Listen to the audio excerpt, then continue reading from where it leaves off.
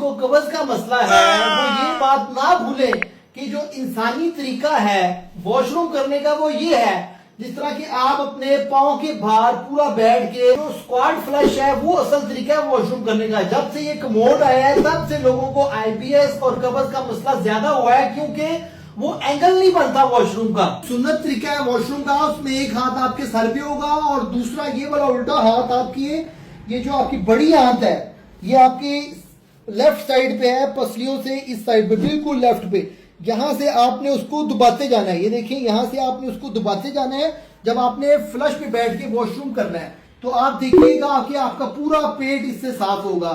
سبحان اللہ, آپ دیکھیں کہ 1400 سال پہلے کیا ہمیں طریقہ سکھایا گیا ہے. جو کوئی بھی اس طرح سے واش روم کرے گا وہ قبض کے مرض سے بچ سکتا ہے. ویورز, لوگوں نے ماڈرنائزیشن ماڈرن بننے کے لیے اپنی صحت خراب کر لی ہے. کموڈ لگوا کر گھر میں فلش ہو تو وہ سمجھتے ہیں پتہ نہیں پینڈو رہتے ہیں اس گھر میں. پینڈو پونے سے بچنے کے لیے وہ کموڈ لگواتے ہیں اور اپنی صحت خراب کر لیتے ہیں.